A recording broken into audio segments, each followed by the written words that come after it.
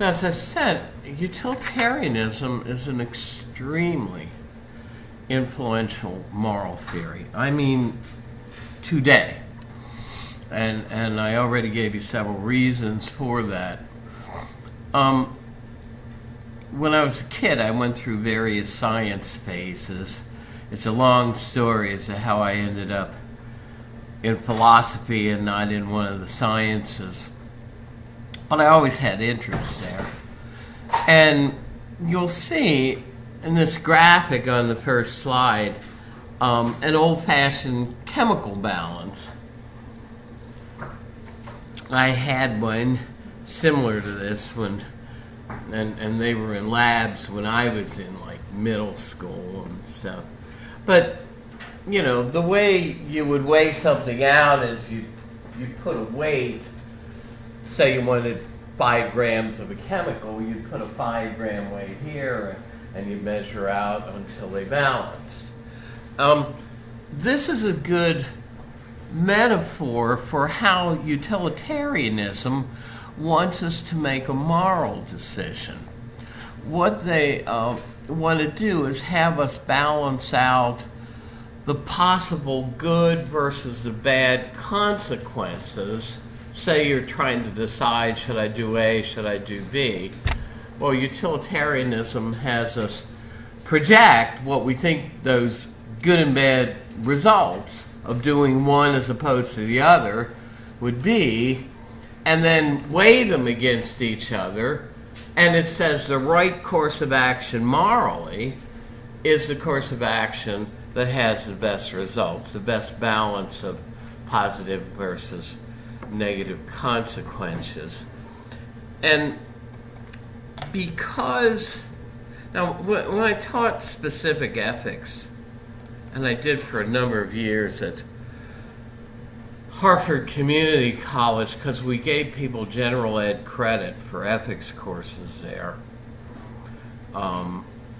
which we don't here, okay? But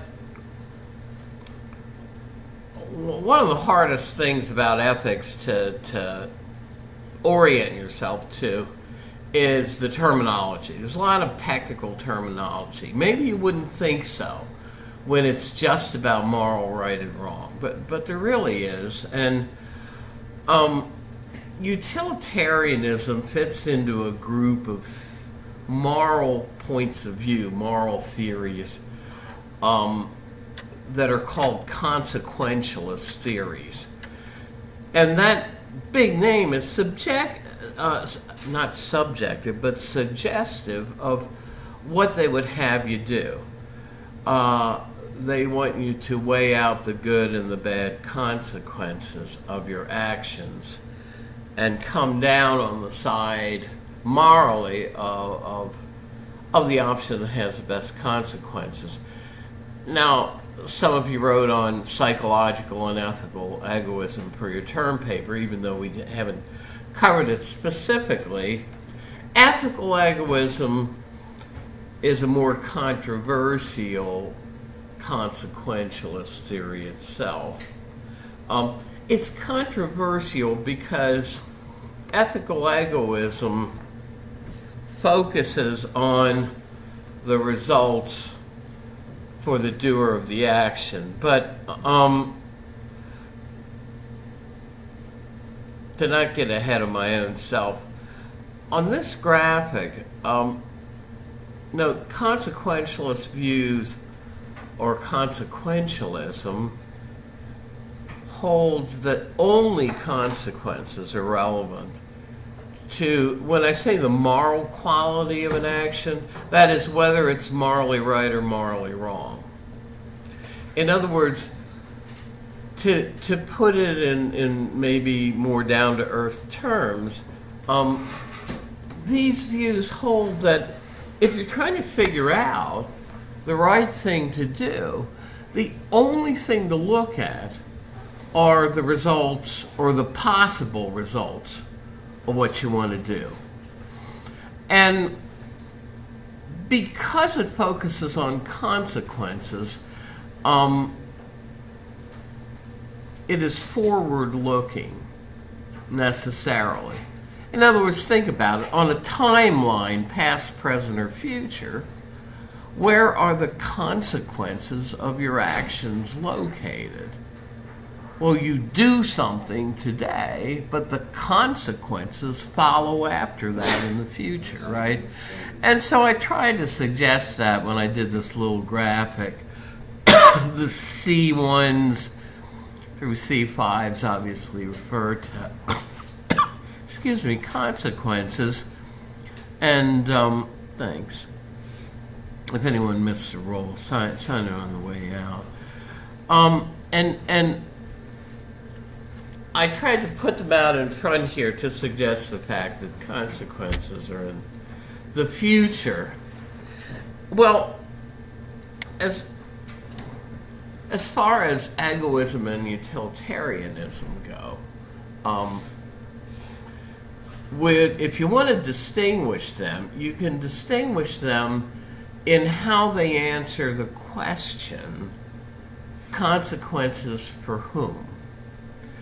And the reason that egoism, and some of you saw this if you were writing your term paper on this, the reason that egoism is so controversial is it says the only consequences that matter when I'm making a moral decision are the consequences, good or bad, for me, Vic Morawski.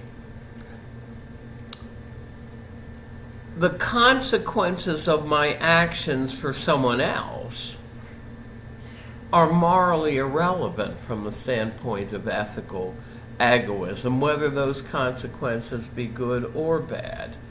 And it's been criticized in a number of ways. It undermines fiduciary advice-giving practices.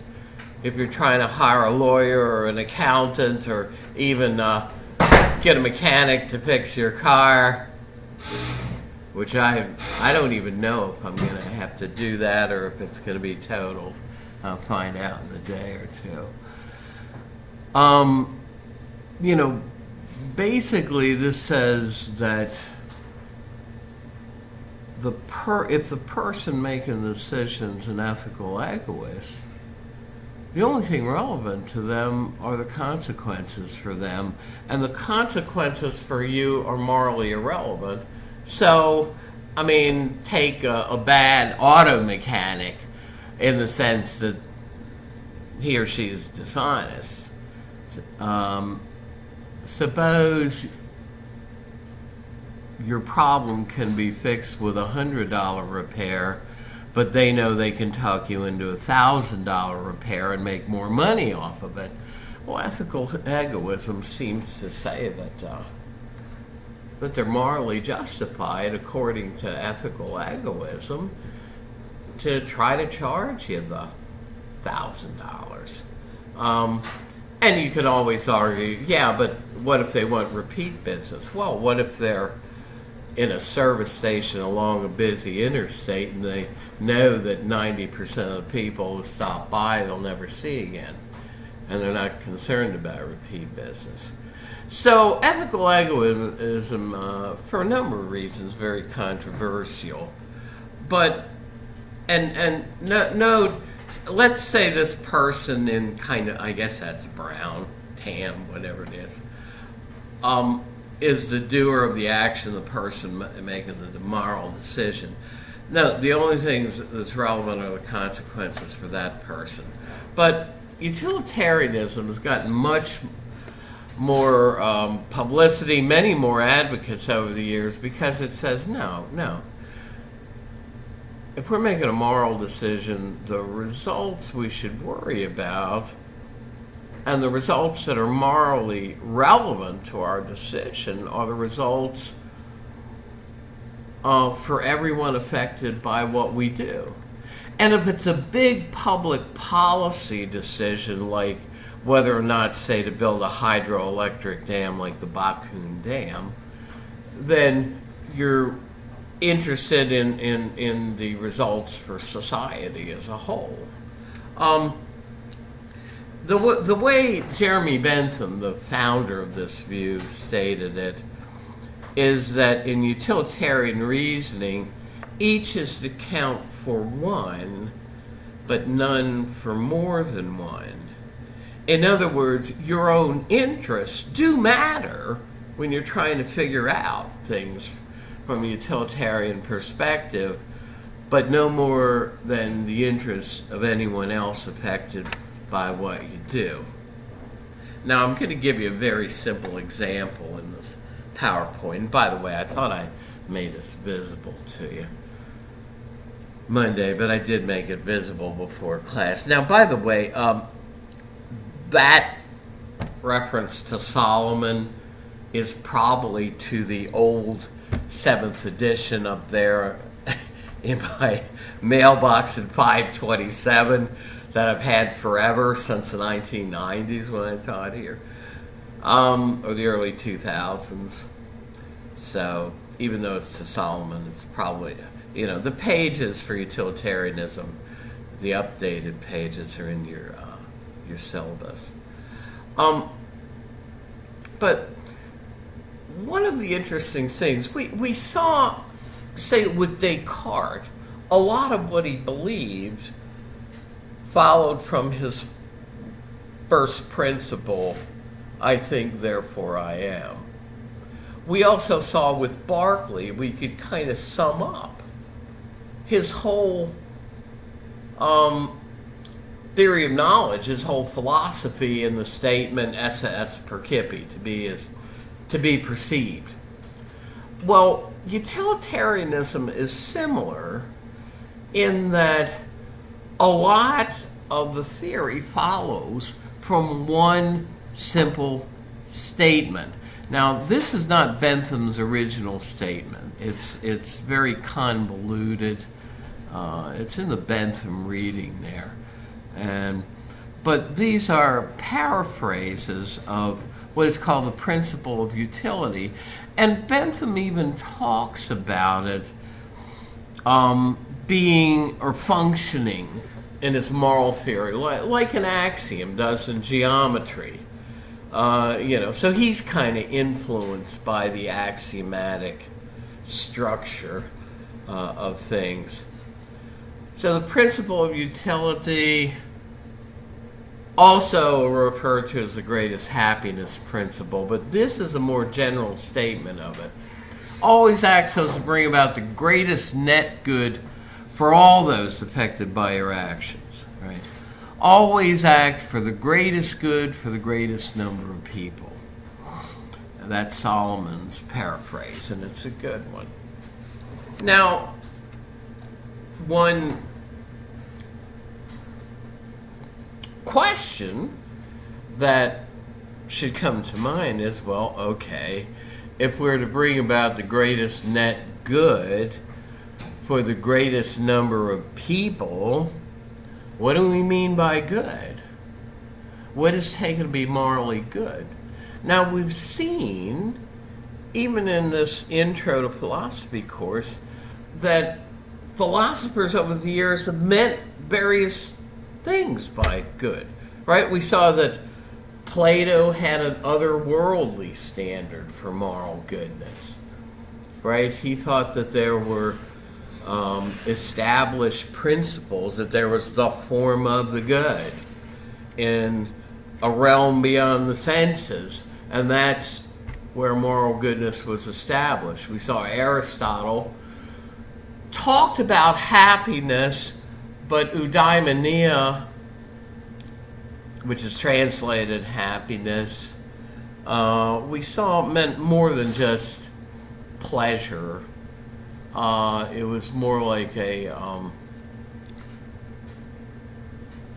feeling of general well-being, that your life is in balance and on track. But there's another group of Greeks, the hedonists, and we use that term even today, right? The hedonists focus more on pleasure as a feeling, and basically what the utilitarians thought was if we could adopt this old Greek view,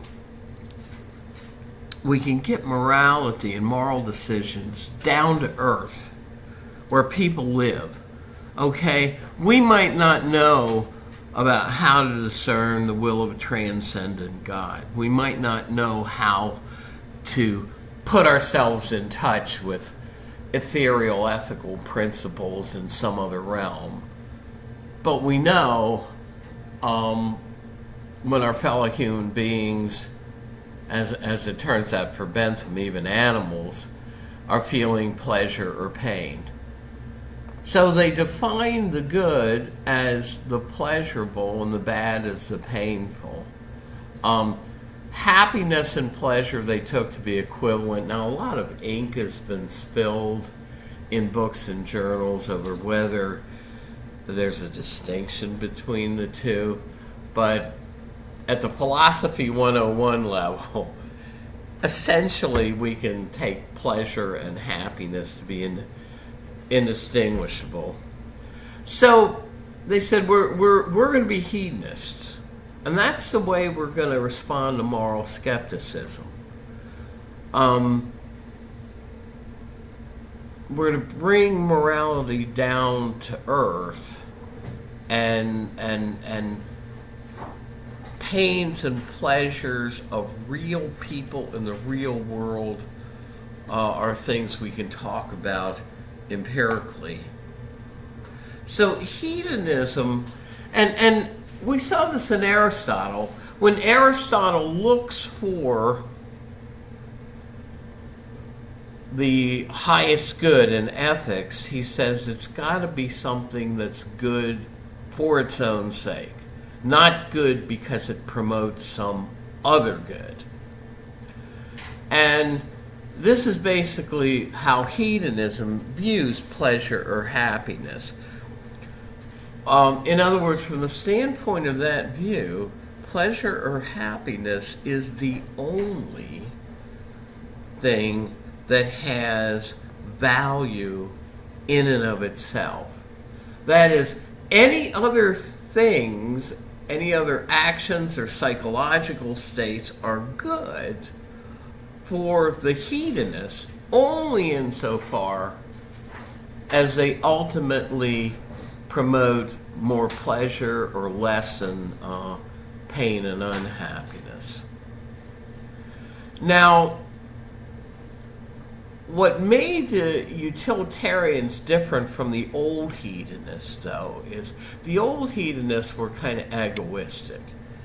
If you were an old hedonist, you were mostly concerned about promoting your own pleasure and happiness. But the utilitarians said, no, we want to make those moral decisions that provide the greatest happiness for society as a whole, if it's a big public policy decision, or if it's a smaller personal moral decision, at least that brings about the most happiness and the least pain and pleasure for all those concerned by our actions. Now, Mill tried to prove hedonism, and I'm not going to stay on this for too long. Has anybody already taken logic? I think I asked that before. Very few people do before intro, or they take one or the other, right?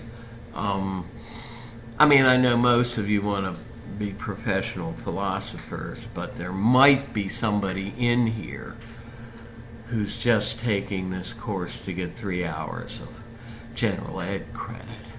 And you can do that either with logic or philosophy. So most people do one or the other, rarely both. Well, here's John Stuart Mill. This is how hard it is to avoid logical errors, right? One of the most used logic textbooks in the 1800s, in the 19th century, was John Stuart Mill's introductory textbook on logic.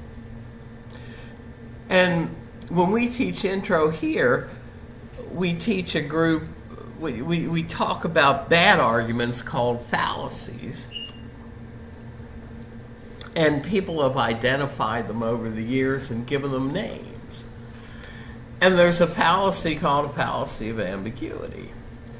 In other words, if you use a key word or phrase with a different meaning in the premises than the conclusion, than the meaning it has in the conclusion, then you probably have not really established your point. Because you've changed horses in midstream, so to speak. And that's what Mill does trying to prove hedonism. He says, well, what's the test of, say, a sound? That it's audible. Isn't it that people can and do hear the sound? And the same thing if something is visible, people can see it. He says, well, we're wondering, when we're talking about pleasure as the ultimate standard for ethics, whether it's desirable. And so Mill says that pleasure is desirable as an end, as a goal for what we do, can be seen from this, that it is the one thing that people actually do desire and can desire. Right? Well, the point is, if you say, well, pleasure is able to be desired by people, and most of us would not disagree with that, right? People want a happier, more pleasurable life. That gives you meaning number one, able to be desired by people or actually desired by people. But what he needs to show, though, to show that pleasure or happiness is what we ought to seek as the goal for ethics, how we should define ethical good in terms of the promotion of happiness and pleasure, well, we need meaning number two. That it's not just what people can and do pursue, but it's what they ought to pursue as the goal of morality, and he never proves that. So he commits a Logic 101 error, even though he wrote his own textbook on it. Now, lots of times, and this happens in the sciences as well, when a scientific theory comes out, or a philosophical theory, the first statement of the theory is often very simple and straightforward and easily comprehended and understood. But then what happens is people with scientific theory start pointing out anomalies or problems with it, and theories get more complex to respond to various criticisms people make of them. Well, Bentham's original idea for utilitarianism was that we could calculate pains and pleasures and how much of a quantity of each we had. So the word here is, he thought we could talk about them quantitatively. And for Bentham, if we're doing utilitarian reasoning,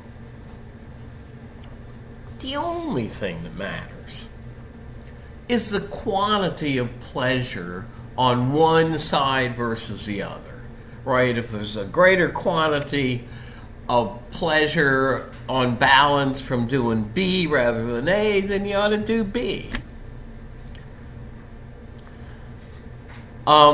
So Bentham thought, look, pleasures are pleasures. The only thing we need to worry about is how much of it we have, or how much of it we're going to have if we do A as opposed to doing B. So he's got a famous quote. He places all pleasures on a par if their quantity is the same. This gets utilitarianism in trouble later with its critics. Now, I have that he said, pushpin is as good as poetry. Pushpin is a simple child's game. The actual quote is, quantity of pleasure being the same, pushpin's as good as poetry. From what I read, pushpin is something like pickup sticks. Anybody play? I remember they had pickup sticks that you could get. I don't even know if they sell them anymore because they were kind of sharp pointed wood sticks. But the idea was to, I think, get as many away from the pile without moving another one. But it's a simple child's game. Pushpin is like that. And so what is he saying? He's saying, well, if you get as much pleasure out of playing some simple child's game as you do in, say, reading Maya Angelou's poetry or Robert Frost or, doing something similar like reading a novel, going to a play. He says it's all the same. All pleasures are the same. Now, he furthermore, and here's where he was probably too optimistic, but for historical reasons, we ought at least discuss his view here. Because I want to show you in an example that I've used for years from the old Edwards Encyclopedia of Philosophy. It used to be the main one out there. Now, don't worry about the word calculus. I know calculus is a topic that they teach across the street, and if somebody's taken a calculus class, you know it, because they're carting around a textbook that's, 3 or 4 inches thick, right? Oh, I'm taking calculus now. I still have some of my brother's old, I'm in the house that my brother and I grew up in and inherited, and my brother's old calculus book was about that thick. Well, there's another meaning of the word calculus in that any system in which calculations are made can be called a calculus. So he thought that we could assign exact values to pains and pleasures and then weigh them against one another, work out the numbers, and figure out what we ought to do morally. Now, here's what he had in mind. It isn't that Bentham thought that you should get out your calculator. Of course, they didn't have them back then. If you're going to make a simple decision like, should I have cherry pie or peach cobbler for dessert, which is going to bring about the greatest happiness for me,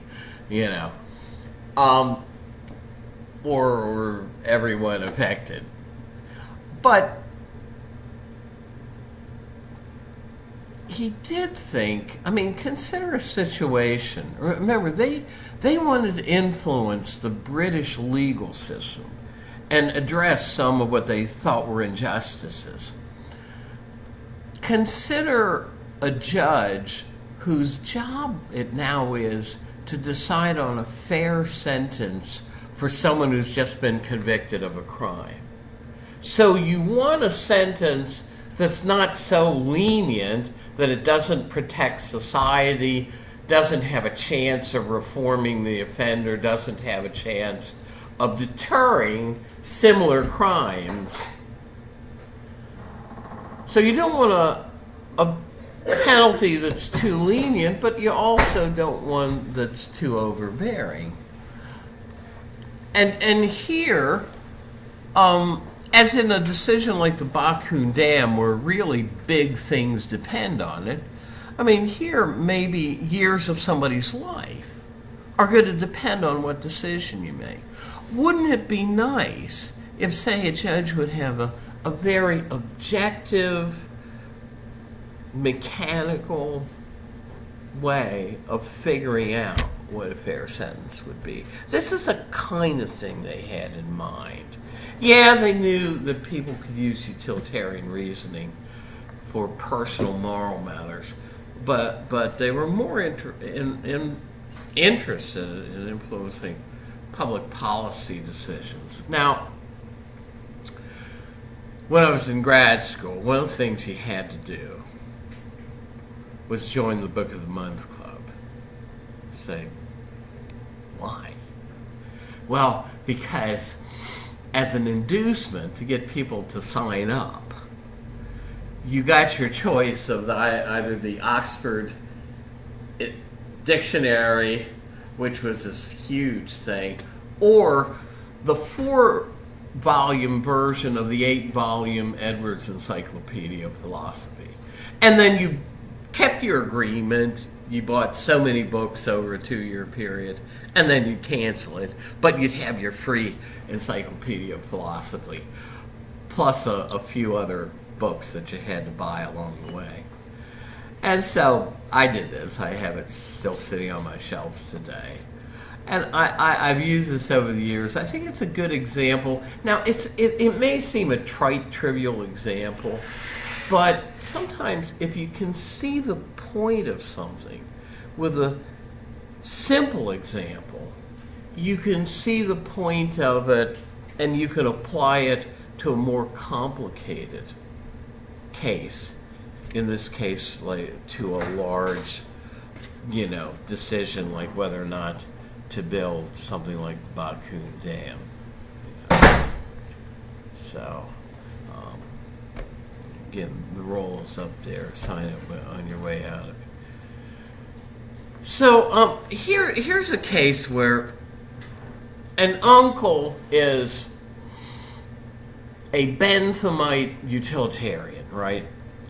So he wants to do the right thing in utilitarian terms, make the morally right choice between two options. One option is he can take his nephew to the circus because the circus is in town. The other is that he can stay at home that Saturday night and read a book that he enjoys. Okay? So, now, I usually don't make a big deal of Bentham's 7 marks, but how did he think we would be able to assign values to pains and pleasures? Well, he thought we would take into account, not mentioning all 7, but certain things like the intensity of a pain or pleasure, right? I mean, we've got you would want your pleasures to be more intense and your pains to be less intense. Duration and time, right? We've got a multi-billion-dollar over-the-counter pain reliever, industry going on in this country because if you can take a Tylenol or aspirin or something else and get rid of your headache in 20 minutes to half an hour, whereas if you don't do that, it's going to last 3 or 4 hours. You're going to take the Tylenol. So he thought, in deciding what numbers you take into account, things like duration, time, intensity, the certainty of a pain or pleasure. In other words, suppose you can only fit $19 worth of gas in the gas tank, and you get a change is due back from your 20, and it's burning a hole in your pocket, and you're saying, well, I could buy a candy bar with this dollar or a bag of chips, or I could buy a lottery ticket, right? Well, the pleasure of eating a Hershey bar or a bag of chips is going to be a lot less than it would if you hit even a 3-digit number in the lottery. But you've got pretty much 100% chance of enjoying your Hershey bar that you buy with $1 and far from that if you buy a lottery ticket. So the certainty of a pain or pleasure, things like this, he thought we could assign numbers. And he actually had, and me, yeah, I went to point this out. He actually thought we could talk about pains and pleasures numerically in terms of a countable unit. In other words, it's getting a little stuffy in here. You say, well, how hot is it?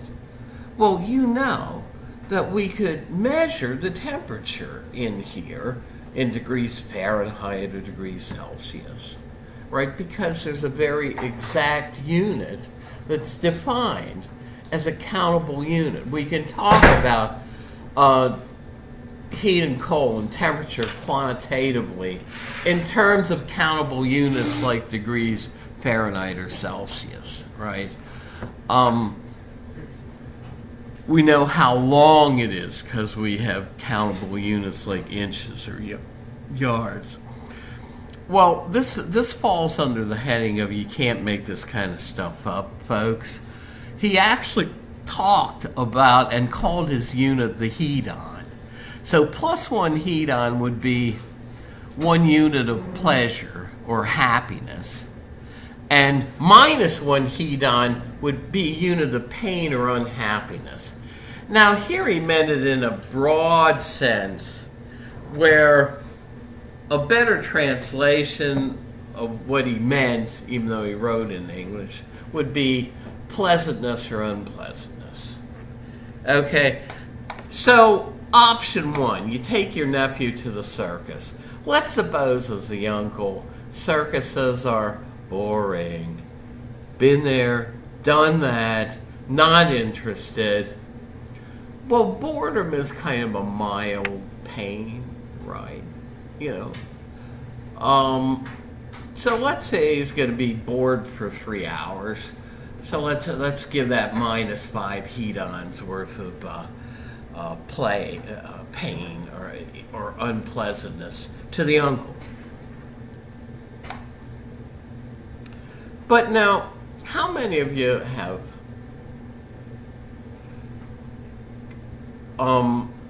experienced joy at just seeing a younger brother or sister, or maybe even one of your own children, open a gift, say a birthday or a Christmas gift if you celebrate Christmas or some other holiday, and you get pleasure out of seeing them get pleasure? Well, this is what we call sympathetic pleasure. You get pleasure out of somebody else's experience. So if he takes a nephew to the circus and the nephew enjoys it, he'll get some sympathetic pleasure out of it, just watching the nephew enjoy himself. And then let's suppose the nephew really likes the circus and gets a lot of pleasure out of the experience. Let's call that plus 10 hedons. Now, here we're just adding and subtracting positive and negative numbers, right? So we've got plus 12 minus 5 gives us plus 7 hedons on this side. So we have 7 hedons worth of pleasure for all concerned if we take our nephew to the circus as the uncle. Now suppose he stays home instead and reads the book. Well, sometimes the pleasures of adults aren't quite as intense as the pains and pleasures of children. So let's give it a lower value here. Let's say you get just 6 hedons worth of pleasure reading the book. But while you're sitting there Saturday night reading the book, you get some sympathetic pain at the thought that you have disappointed your nephew in not taking him to the circus. So let's call that minus 2 hedons of sympathetic pain to the uncle. But then suppose the nephew's really disappointed and it's minus 8 hedons. Well, on this side of the ledger, you have minus 4 hedons. So what's the morally right choice for the uncle to make? The choice that brings about on balance the greatest happiness for everyone concerned. Pretty obvious, isn't it? Right? It's the left-hand side, right? Now,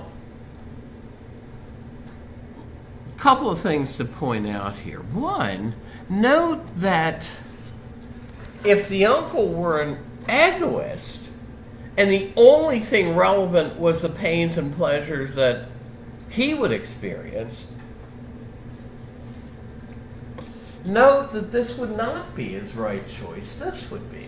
Because if we're just talking about the uncle's feelings here, he's got minus 5 hedons and plus 2. He's got minus 3 hedons here for himself, whereas staying home reading the book, he's got plus 6 and minus 2, so he's got plus 4 hedons over here. But he's not an egoist. He's a Benthamite utilitarian, and what he's concerned about is to bring about the net sum, the best net sum of happiness for everyone affected by the action. And just to simplify things, we're just talking about here the uncle and his nephew. So you can see how utilitarian reasoning goes. Now, another thing I usually like to point out here is, here you've got a plus 7, and here you've got a minus 4. Now, in utilitarian reasoning, it's not always a plus on one side versus a minus on the other. It could be a plus versus a bigger plus, in which case you'd go with the bigger plus as the right choice. Or, on the other side of the coin, it could be a minus versus another minus. This is what happens. Utilitarians try to argue for, we still have about 5 minutes, for legalization of euthanasia and doctor-assisted suicide. Why? Because they say, on balance, it's more merciful to allow somebody to be euthanized, to be actively euthanized, that is actually given a needle or a drug that would help them out of this world, than, say, to endure 6 months of the pain of late-stage cancer. So there you're balancing out a negative versus a bigger negative. So now, before we leave this, can everybody see how we get all these numbers? I mean, isn't it obvious what the numbers are here to everyone?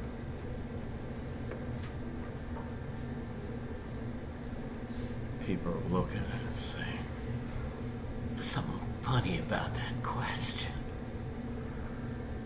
I don't see that those numbers are obvious. Does everybody else think those numbers are obvious?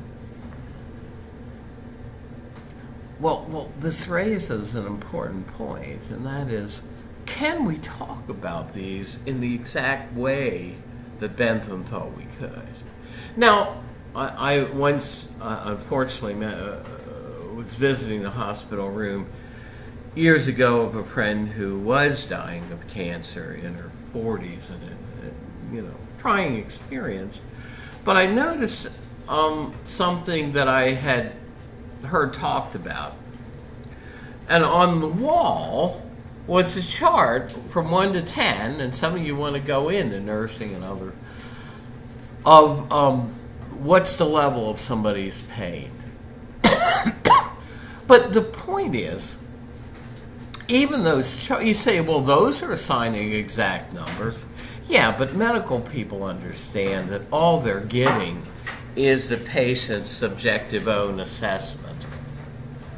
But it's probably unrealistic to think that we can actually compare pains and pleasures in this exact way. They're subjective, they're not open to public inspection. And here's an important point. How do you know whether you have 2 or 10 or 20 of something unless you know in an exact way what it counts to have one of that thing? And you know, if you look at Bureau standards definitions for units of measure we use in our daily lives, they're incredibly precise. But it's highly questionable that we could do anything like that with a hedon, you know. So if you can't define accurately what counts as one hedon's worth of pleasure, you can't know how many you have. Now, you can say, yeah, we do make rough and ready comparisons. If somebody says, man, I have a really worse headache today than I had yesterday, they're not talking gobbledygook. We understand them. But here again, it doesn't seem, just to say we can make these rough and ready comparisons doesn't mean we can assign exact numbers. Now, we'll look a little bit more about this later on. Let me just make one more point since we only have a minute or two. And that's that part of this problem is solved for utilitarian reasoning by doing instead an economic cost-benefit analysis, by saying a public policy is morally justified if, on balance, you have more economic benefits than costs. And it gets rid of Bentham's problem with the hedon because we know, in an exact sense, what counts as $1, whereas we don't what counts as one hedon. Okay, if you missed the roll, it's there. Thanks very much, and we'll see you Friday. Take care.